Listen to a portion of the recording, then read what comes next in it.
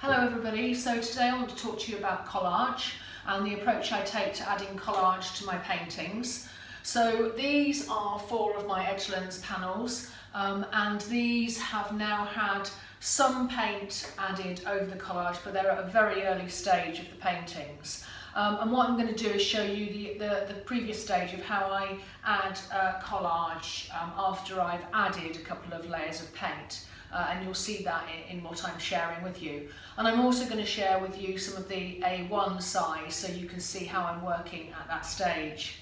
If you are already subscribed to my channel, thank you very much. If you're not, please do think about liking and subscribing and make comments. It really does help me out and is free. So thanks a lot and I'll get started.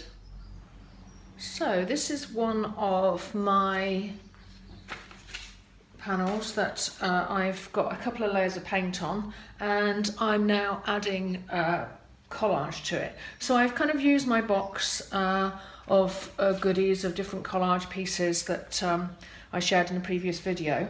I have pulled a few pieces out and I've placed them on, and what I wanted to just kind of mention is that this is slightly different to studies where I'm actually sort of like going to be finishing the piece and I'm adding lots of different things and I'm sort of trying to make it work as a composition. Here I'm literally just adding collage to it. I know it's not going to work as a composition yet. I'm not really at that stage of having things too sorted, and that's purposely done. I don't want things too sorted at this stage. It's very early days. On the other hand, I'm kind of using sort of things I see, like I kind of almost see this as a structure of a kind of going up a path. I mean, that may change and I will turn it around and so on, but it kind of gives me something to hang my hat on so I can start sort of placing pieces. And what I've done here is I've just got a variety of different textures that kind of fit with what is already painted on the surface. And what I have tried to do is to not just have lots of everything different. So for example, I've got papers that are repeated, albeit sort of slightly differently. So this is the same sort of paper that it's come from. I've got some things here that are sort of similar. I've tried to kind of connect both sides here, and that will change, and it kind of doesn't mean anything at this point, but it just kind of gives me something as a sort of an anchor point. And the main thing is not to get too thinky, to think enough to sort of have some sort of decision making rather than just literally throwing it on, but on the other hand not being too sort of set in any sort of ways. And I just wanted to make a comment here. This is something which you could, if you're taking it literally, I've used a gel plate here and you can see sort of marks of plants and they're going up that way. So I plonked it on that way. But actually, I want to kind of shape things up a bit, so I don't want it like that really. I want to maybe turn it around so I'm getting some interesting sort of shapes and angles. Who knows what will happen to it anyway when paint goes over the top. But for now, I quite like that because I've got something coming into this scene from the side because there's a kind of a line there. So it's just making those sort of simple decisions, knowing things will kind of evolve and change, but at least having some kind of thinking, but not too much. And that's kind of like a hard balance really. So what I'm going to do now is I'm going to get all these stuck down and then I'm going to turn it probably and see where I'm at and see whether I need to add anything else. So at the moment I'm just trying to get a variety onto the panel here. And I'm using, as I showed you before, I'm using gloss medium, and I'm going to use tracing paper as a way of sort of pushing it down onto the surface. This isn't a very quick process really, even though all you're doing is bunging on pieces of paper that you're sort of sticking down. And I was just having a conversation with somebody this morning that was saying something about collage should be easy, and my point is, well, no other aspect of the painting process is easy, so why should this be?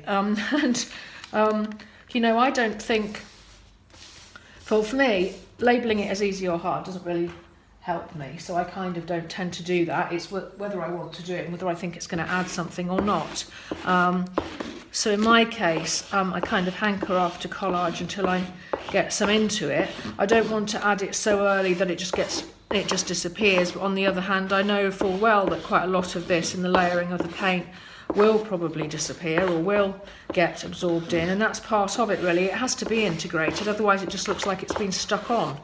And I kind of don't want that. I want to use the collage as part of the interest, variety, and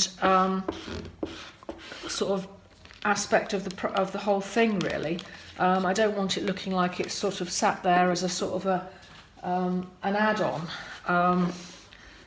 And that's because I consider the collage as being really integral to the work for me, and when I don't have it, I think there's something missing, and I'm really interested in incorporating text narrative as well as all of the patterning and textures, because I'm really interested in texture and the material, the physicalness of things. And so what I'm trying to do here is to kind of use the collage as a way of reflecting that, really. Now, I'm not being particularly careful because this is all going to get, I'm going to seal all this in with gloss medium because I don't want this paper getting damaged. So even though I'm using tracing paper, it's just the tracing paper is really so I can have something on which I can actually do this pushing of the air bubbles out. And it doesn't always work, and sometimes I quite like the crinkly paper. It depends really on what my intention is within the piece.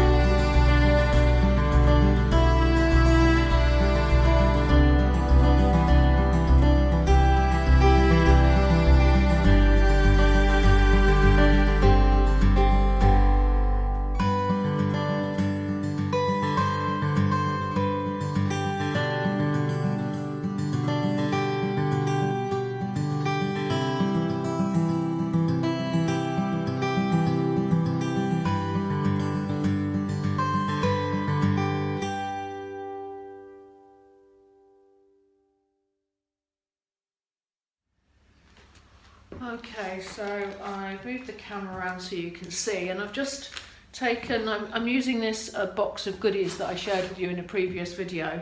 I'll just hold it up so you can see. That is and I've pulled quite a few pieces out so it doesn't look as full. That's my kind of landscape box that I'm using for this overall project, and I just keep adding to it, and it's almost like a compost heap. I'm kind of constantly adding and turning and selecting and adding more and so on. What I've done as well is, so I'll just show you, I've pulled out of the box quite a few pieces that I may or may not use. And I've kind of torn them quite sort of specifically as I was doing it and laying them on. And then I'll sort of show you, and they might, when I put them down again, it'll probably change where I place them. But one thing to say, and I've mentioned this before, is that when you're using pieces of paper, I'll just try and see if I can pull one out to make it make sense. Just be careful about the edges of them, because if you tear it one way, you end up with a white edge, which may or may not be okay, but it probably won't be. You probably don't want the white edges. So I'll show you what I mean, and hopefully I can get it close enough to the camera. So if I tear it towards me, do you see that I get this very white edge, which I don't really want. Whereas if I tear it away from me, I don't get that. So you kind of want to just check which way you tear it so that you don't get that kind of awful white edge. So that's just something to watch out for anyway.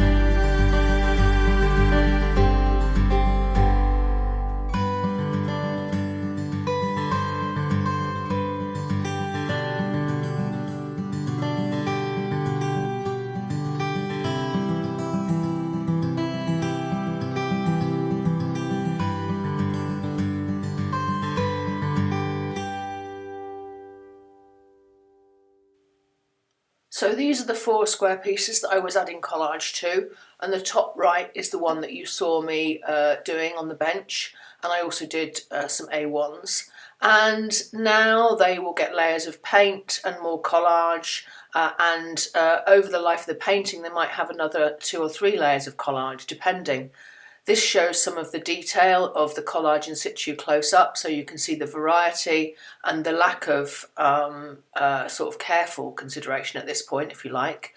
And so on I will go, using the same approach I did in the demonstrations. So thank you very much for watching. Please do like and subscribe, and I'd love it if you made comments, and I'll see you next time. Thanks a lot. Bye-bye.